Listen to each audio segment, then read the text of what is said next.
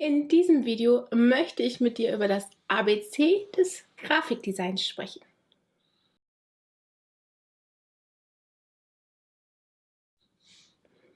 Ja, wenn du dich jetzt fragst, was ist denn das ABC des Grafikdesigns? Ja, das ist ein Buch. Ein Buch von offensichtlich meinem Lieblingsautor, Markus Weger. Der Herr Weger schreibt Bücher zum Thema Grafikdesign, aber auch über Photoshop und Co. Und er macht das sehr, sagen wir, detailliert. Und genau das ist der Grund wahrscheinlich, warum ich immer wieder über seine Bücher stolper und warum ich das heute einmal mit dir hier besprechen bzw. dir zeigen möchte, warum das ABC des Grafikdesigns ja ein gutes Buch ist.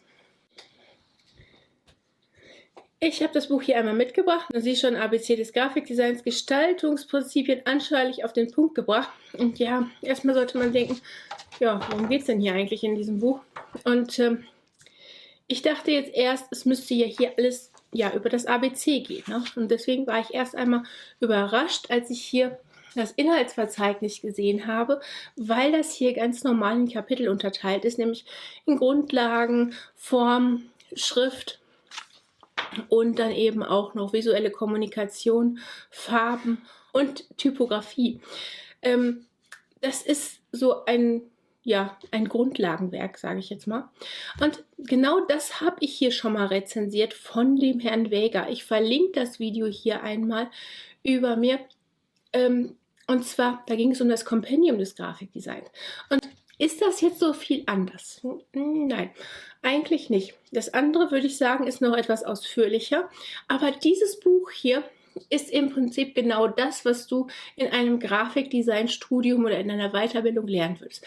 Es ist genau der Aufbau von der Typografie über die Farben bis zur visuellen Kommunikation. Eben genau diese Bereiche, die du auch in jeder Weiterbildung, in allem lernen würdest, was sich um Grafikdesign dreht. Das sind so die typischen Bereiche. Deswegen, da das Ganze das ABC des Grafikdesigns reißt, war ich erstmal ein wenig überrascht.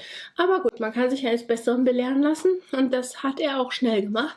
Nämlich hier kam jetzt nämlich schon genau das, was ich eigentlich erwartet hatte, nämlich der Inhalt nach dem Alphabet. Und hier ist das genauso gemacht. Hier geht es dann nämlich nicht mehr um die einzelnen Kapitel, sondern eben nur noch um das Alphabet, sodass ich hier ganz schnell etwas zu jedem erdenklichen Thema im Grafikdesign finden kann. Da geht es gerade zu Beginn des Grafikdesigns ganz oft um die verschiedenen Gesetze, die hier, Gesetz der Nähe, Gesetz der Kontinuität, Gesetz der Prägnanz, all diese Sachen, das ist so mit eins der Klassiker, die man zuallererst lernt, wenn man sich mit Grafikdesign beschäftigt. Und ja, das ist jetzt hier halt unter G, wogegen das hier ganz am Anfang auch direkt am Anfang steht. Ne? Hier haben wir schon wieder die Gesetze und so in den Grundlagen, ja, direkt drin. Von daher macht am Ende diese Aufteilung, das einmal nach Kapitel und einmal nach dem ABC zu machen, eben weil es ABC heißt, irgendwie auch Sinn. Ne? So kann man ganz schnell sich in diesem Buch zurechtfinden. Und jetzt geht es natürlich noch um die Frage, wie gut ist denn der Inhalt? Und ja, gewohnt bin ich vom Herrn Weger, dass er auf Themen sehr genau eingeht, dass er das sehr genau erklärt und vor allen Dingen auch mit Bildmaterialien erklärt. Und das macht er auch hier. Er hat hier Form und Funktion zum Beispiel. Dem widmet er hier eine ganze Doppelseite. Etwas Text, aber ganz viele bildliche Beispiele, was immer sehr gut kommt, gerade wenn es darum geht, dass du es einfach erstmal verstehen musst. Ne? Oder hier, wenn es hier um Ästhetik geht. Ja, aber was ist denn nun Ästhetik? Ne? Für den einen ist das eine ästhetisch, für den anderen das andere. Ja, kann sein. Aber Herr Weger hat da noch einen ganz anderen Ansatzpunkt. Und darum geht es hier in diesem Kapitel ist es ja gar nicht, unter diesem Buchstaben. Und so führt er das eigentlich fort. Ne? Er geht auf jedes erdenkliche Thema ein hier. Und so hast du ganz viel fundierte Ausführung und kannst dieses Buch letztendlich wie ein Nachschlagewerk nutzen. Ja, was ist denn jetzt der Unterschied zu dem großen Buch gegenüber diesem hier? Das große Buch ist, sagen wir noch einen Tacken ausführlicher. Da geht es um das Gesetz der Ähnlichkeit meinetwegen und dann geht es nicht nur über eine Doppelseite, sondern dem widmet er da vielleicht 3, 4, 5 Seiten. Hier dagegen ist das eine Doppelseite, es ist kurz und prägnant erklärt, es ist mit Bildmaterial unterlegt und dementsprechend kann man sich ganz schnell, ja, auffrischen lassen. Ne? Also, wenn du gerade lernst, wie das Ganze funktioniert mit dem Grafikdesign, dann ist dieses Buch ein super Einstieg für dich, weil du immer nachschlagen kannst. Also sagen wir, du machst einen Online-Kurs oder du machst ein Studium und du möchtest mal eben schnell wissen, was dies oder das Gesetz ist, dann ist dieses Buch eigentlich unverzichtbar, eben weil du mal eben nachgucken kannst. Ja? Es muss sich hier irgendwo unter G finden lassen, die verschiedenen Gesetze.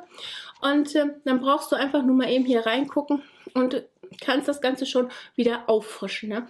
Deswegen finde ich, ist dieses Buch in diesem Punkt auf jeden Fall unschlagbar und sehr hilfreich. Würde ich es jetzt noch mal kaufen? Ja, erstmal muss ich sagen, ja, natürlich. Also, ich würde es nochmal kaufen, eben weil es mir als Nachschlagewerk dient. Ja? Wenn ich etwas schnell erklären möchte und vielleicht nicht sicher bin oder ich möchte nochmal etwas nachlesen oder ich möchte etwas anwenden, aber bitte fundiert und nochmal hier reingucken, dann nehme ich mir dieses Buch zur Hand und gehe einfach nochmal schnell zu den Buchstaben, nicht unbedingt zum Kapitel, und lese das Ganze nach. Und das Ganze kann ich schnell machen. Ja? Also das kostet mich vielleicht 5 oder 10 Minuten und dann bin ich wieder, sagen wir, aufgefrischt. Dann weiß ich wieder, worum es geht und dann kann ich das Ganze auch wieder anwenden. Ist es jetzt für Anfänger geeignet? Ja, du siehst schon, da schwanke ich ein bisschen.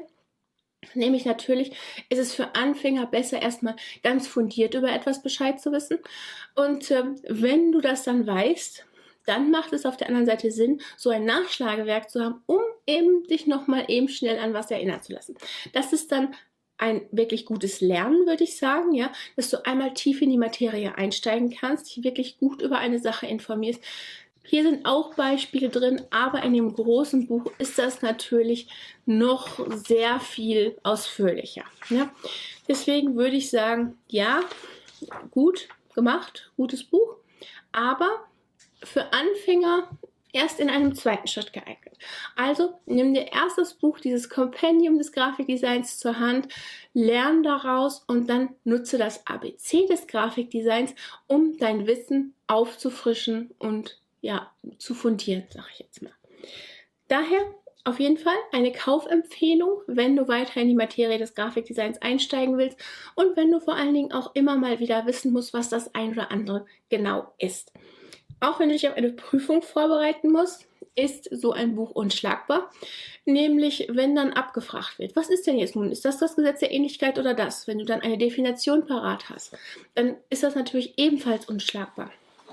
Nämlich, wenn du bereits weißt, das und das gehört dazu und das jetzt nicht, kannst du direkt anhand der Bilder ausschließen, was du jetzt nehmen musst und was nicht. Und wenn du dann eine Definition hast, dann hast du auch gleich etwas, was du aufschreiben kannst. Also von daher finde ich, dass gerade zur Prüfungsvorbereitung so ein Buch hier wirklich sehr gut ist. Da findest du alles drin rund um das Grafikdesign und kannst dich eben noch einmal informieren.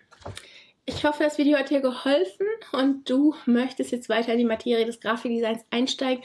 Wenn dem so ist, dann freue ich mich natürlich, wenn du unseren Kanal abonnierst, die kleine Glocke anklickst, damit du benachrichtigt wirst, wann immer wir ein neues Video posten. Und vergiss nicht, auf den Like-Button zu klicken. Sage ich bis zum nächsten Mal. Tschüss.